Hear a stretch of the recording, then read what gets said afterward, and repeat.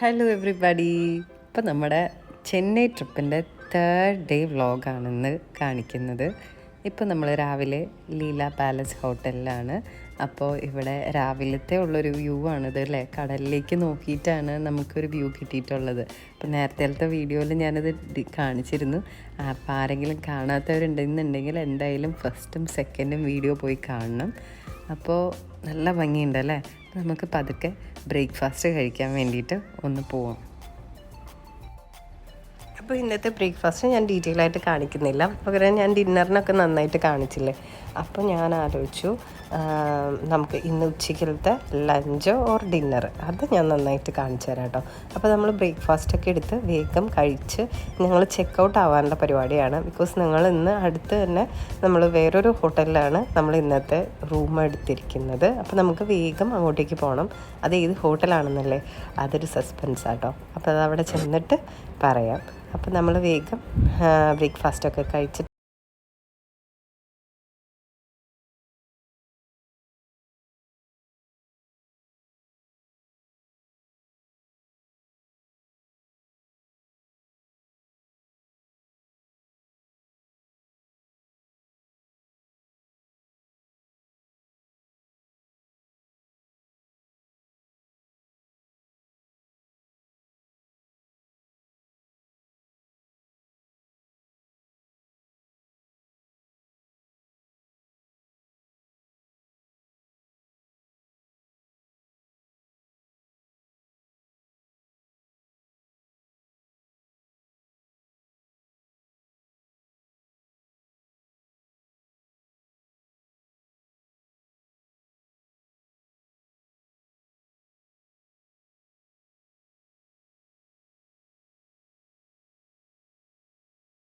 Check in ചെയ്യേണ്ടത് ഒരു 3-4 സ്ഥലങ്ങളിൽ കൂടെ നമുക്ക് ചെക്ക് ഇൻ ചെയ്യാം.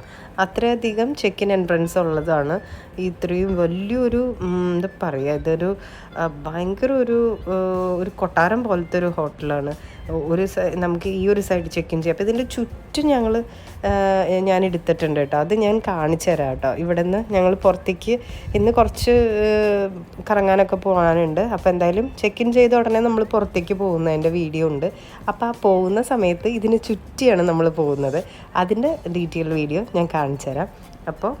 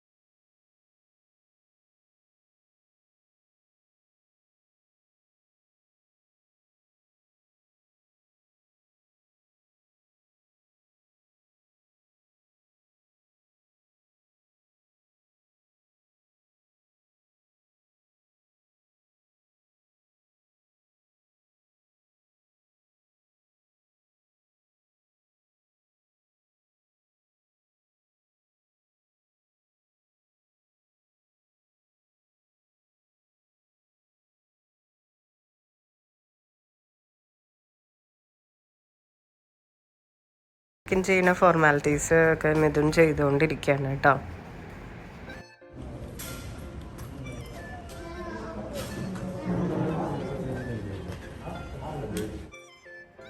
നമ്മൾ നമ്മുടെ റൂമിലേക്ക് പോവുകയാണ്. അപ്പോൾ ഇവിടെ കയറുമ്പോൾ ഇതിൻ്റെ വ്യൂവും കാര്യങ്ങളൊക്കെ നമ്മൾ ചെറിയ എൻട്രൻസിൽ കൂടെയാണ് കയറുന്ന പോലെ നമുക്ക് ഫീൽ ചെയ്യും. പക്ഷേ ഇതിൻ്റെ അകത്തേക്ക് കയറി ചെന്ന വിശാലമായ സ്ഥലങ്ങളാണ് കേട്ടോ, ഇഷ്ടം പോലെ. അത്രയധികം സാധനങ്ങൾ ഉള്ളിലേക്ക് കയറി ചെല്ലുന്തോറും കാണാനുണ്ട്. അപ്പോൾ അതൊരു വലിയ മിററാട്ടോ. ഞങ്ങൾ കയറി വരുന്നത് തന്നെ നമുക്കതിൽ കാണാം. നല്ല രസമില്ലേ കാണാനായിട്ട്. അപ്പോൾ ഇനി നമുക്ക് നമ്മുടെ റൂം എങ്ങനെയുണ്ടെന്ന് പോയി ചെക്ക് ചെയ്യാം.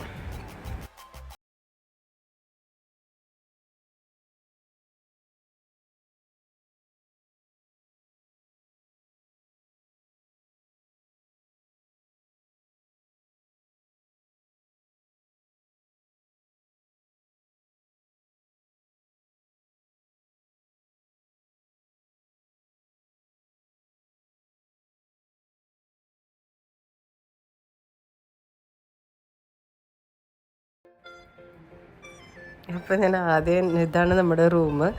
സോറി, ഞാൻ ആദ്യം തന്നെ എൻ്റർ ചെയ്തത് ബാത്റൂമിലേക്കായിരുന്നു. ലെഫ്റ്റ് സൈഡിൽ തന്നെ ബാത്റൂം. പെട്ടെന്ന് ലൈറ്റ് അപ്പോൾ തെളിഞ്ഞ് വരുന്നത്. അപ്പോൾ ഞാൻ സെൻസറാണ്, നമ്മൾ ചവിട്ടുമ്പോഴാണ് ഓരോ റൂമിൻ്റെയും ഓരോ ബാത്റൂംസിൻ്റെയും. കുറേ ബാത്റൂംസ് ഉണ്ട് കേട്ടോ അതിൻ്റെ ഉള്ളിൽ തന്നെ. ഡ്രസ്സ് ഏരിയ വേറെ, ബാത്റൂം, വാഷ്റൂം തന്നെ 2 ഉണ്ട്.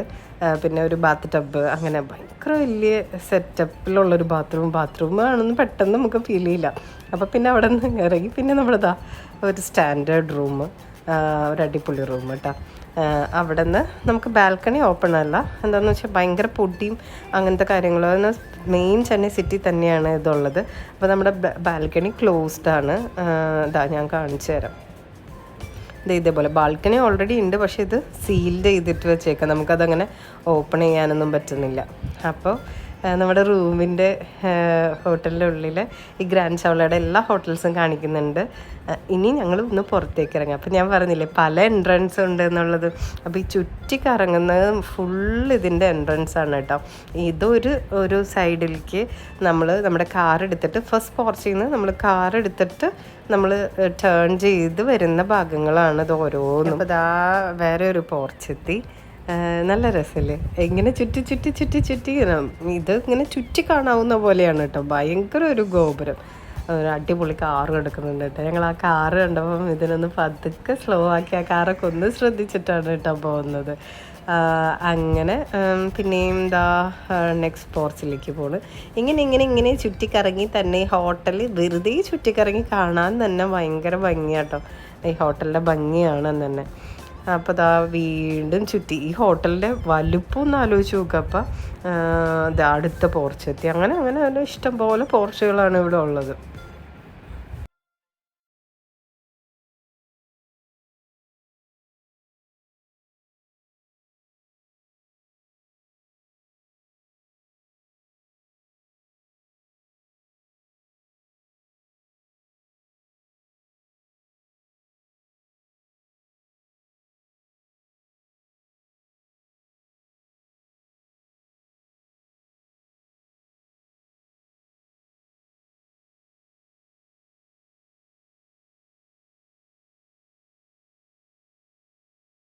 പോകാൻ പറ്റില്ല. അതാണ് ഈ ഹോട്ടലിൻ്റെ ഒരു എന്താ പറയുക ഒരു ഭംഗി. ഫുള്ള് ഹോട്ടൽ നമ്മൾ കാണിക്കുന്നുള്ളതാണ്. അപ്പം നമ്മുടെ മെയിൻ ഡെസ്റ്റിനേഷൻ എന്ന് വെച്ചാൽ ടി നഗറായിരുന്നു. നമ്മൾ മറൈൻ ഡ്രൈവ്, കൊച്ചിയിൽ മറൈൻ ഡ്രൈവൊക്കെ പോലെ ഒരു ഷോപ്പിംഗ് പ്ലേസാണ്. അപ്പോൾ നല്ല എന്താണ് ഓർണമെൻറ്റ്സൊക്കെ നല്ല വില കുറവിനൊക്കെ ഉണ്ട്. പക്ഷേ നിങ്ങളോടത്തെ തിരക്കുണ്ട്, എനിക്ക് വ്ളോഗ് ചെയ്യാൻ പോലും പറ്റിയില്ല. എൻ്റെ മക്കളൊക്കെ കൂടെ ഉള്ളത് കാരണം എനിക്ക് വ്ളോഗ് ചെയ്യാൻ പറ്റിയില്ല. അപ്പോൾ ഞങ്ങൾ നേരെ തന്നെ ഒരു മോളിലേക്ക് പോയി. പിന്നെ ഷോപ്പിംഗ് ആയിരുന്നു മെയിൻ. നമ്മുടെ കോഫിയൊക്കെ കുടിച്ചു, കുറച്ച് ഷോപ്പിംഗ് എല്ലാം ചെയ്തു. ഇങ്ങനെ നിന്നപ്പോഴാണ് പെട്ടെന്ന് ഞാൻ നാച്ചുറൽസിൽ ടാറ്റു ചെയ്യുന്നതെന്നുള്ളത് ശ്രദ്ധയിൽപ്പെട്ടത്. പിന്നെ പെട്ടെന്ന് എടുത്ത തീരുമാനമാണ്. എൻ്റെ ഒരു ബക്കറ്റ് ലിസ്റ്റിനകത്തുള്ളതായിരുന്നു എനിക്ക് എന്തായാലും ഒരു ടാറ്റു ചെയ്യണമെന്ന്. കുറേ നാളായി. അപ്പോൾ എനിക്ക് അധികം ആലോചിക്കേണ്ട ഒരു തീമൊന്നും ഉണ്ടായിരുന്നില്ല. ഞാൻ എപ്പോഴും ടാറ്റു ചെയ്യുമ്പോൾ വിചാരിച്ചിരുന്നത് ഇതിൻ്റെ പേരെഴുതണം എന്നാണ്. അപ്പോൾ അവരെന്താ ചെയ്യേണ്ടതെന്ന് വെച്ചപ്പോൾ ഞാൻ പറഞ്ഞു എനിക്കൊരു സിമ്പിൾ ഒരു പൂ പോലുള്ള ഡിസൈൻ വന്നിട്ട് മിഥുൻ്റെ പേരെഴുതണം എന്നുള്ളത് എനിക്കൊരാഗ്രഹം ഉണ്ടായിരുന്നു. അപ്പോൾ ഞാനത് പറഞ്ഞു കൊടുത്തപ്പോൾ അവർ അതേപോലെ തന്നെ ഒന്ന് ഡിസൈൻ ചെയ്ത് തന്നു. അപ്പോൾ ഗായ്സ് ഞാൻ ടാറ്റു ചെയ്യാൻ പോവാണ്. എനിക്ക് സതീഷ് എന്ന് പറഞ്ഞിട്ടൊരു ആളായിരുന്നു ചെയ്ത് തന്ന. ആൾ ഇൻസ്റ്റാഗ്രാം പേജൊക്കെ ഉണ്ട് കേട്ടോ. അമ്മേ ഫസ്റ്റ് എക്സ്പീരിയൻസ്. ആദ്യമായി എഴുതുന്ന സമയത്ത് ഞാനൊന്ന് ഭയങ്കരമായിട്ട് പേടിച്ചാണ് ഇരിക്കണത് കേട്ടോ. പിന്നെ എനിക്ക് ഓക്കെ ആയി. പിന്നെ അതൊക്കെ ആ ഷെയ്ഡിങ് കൊടുത്ത സമയത്തൊക്കെ മാത്രം ചെറിയൊരു ബുദ്ധിമുട്ടുണ്ടായുള്ളൂ. ആദ്യം ഞാനിപ്പോൾ ഭയങ്കര പേടിച്ചിരിക്കുകയാണ് കേട്ടോ.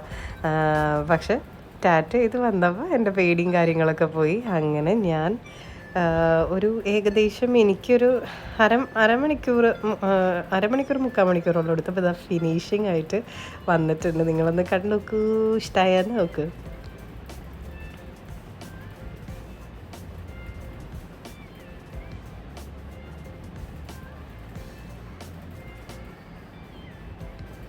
അപ്പം ഞാൻ വാസലിനൊക്കെ പറ്റി റൂമിലേക്ക് വന്നു കേട്ടോ. ടാറ്റു ചെയ്തോടുകൂടി പിന്നെ വേറെ എന്തിനൊരു ഉത്സാഹം ഉണ്ടായില്ല. റൂമിൽ വന്നു കിടന്നുറങ്ങി. പിറ്റേ ദിവസം നേരെ വെളുത്തു.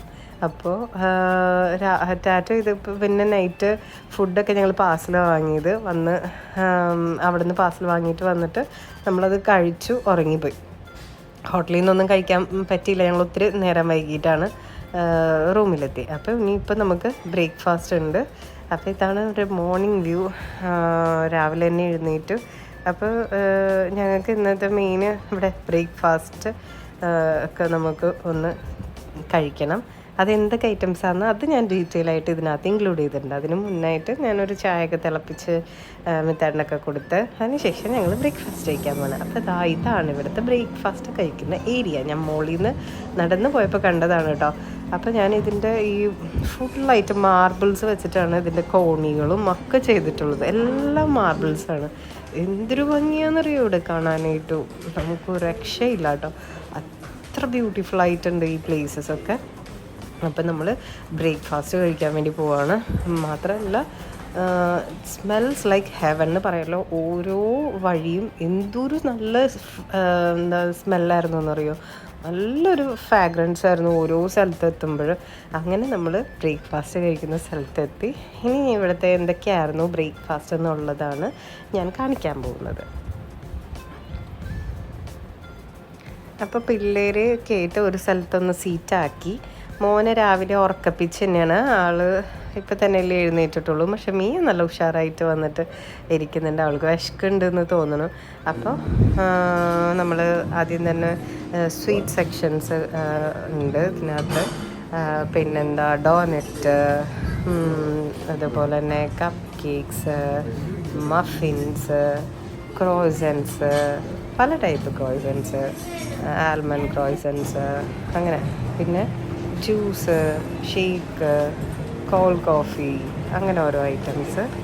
പിന്നെ ഫ്രോസണായിട്ട് കേർഡ്, പല ഫ്ലേവേഴ്സിലുള്ള കേർഡ്. പിന്നെ ഇതൊക്കെ ഒരു മിൻറ്റിൻ്റെ ഒരു എന്താ മസാല, ബട്ടർ മിൽക്ക്, അങ്ങനെയുള്ള കാര്യങ്ങളൊക്കെ.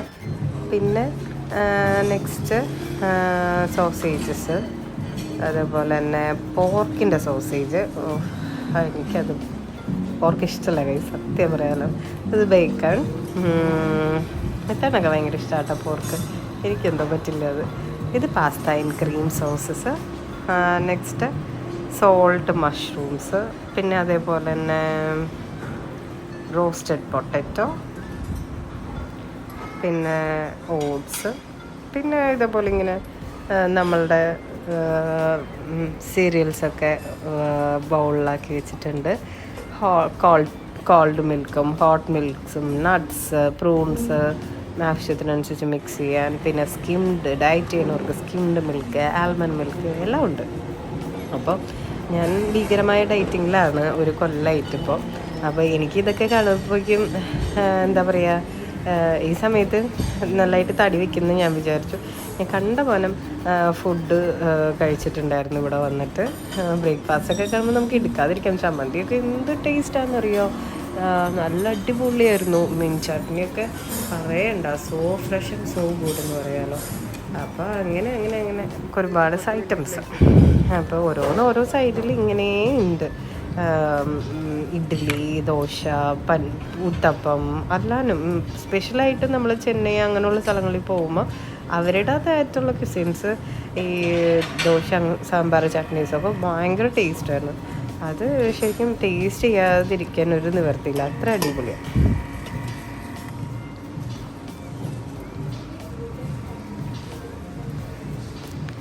ഇപ്പോൾ ഇത് ഇഡ്ഡലി സ്റ്റേഷൻ എന്നാണ് ഇതിന് പേര് കൊടുത്തിരിക്കുന്നത് കേട്ടോ. ഇഡ്ഡലിക്ക് എന്തിനാണോ സ്പെഷ്യലായിട്ട് സ്റ്റേഷൻ? ഇഡ്ഡലി വെറൈറ്റീസ് ഉള്ളത് കൊണ്ടായിരിക്കും കേട്ടോ. കുഞ്ഞിഡ്ഡലി, കുറച്ച് വലിയ ഇഡ്ഡലി അങ്ങനെയൊക്കെ വെച്ചിട്ടുണ്ടായിരുന്നു.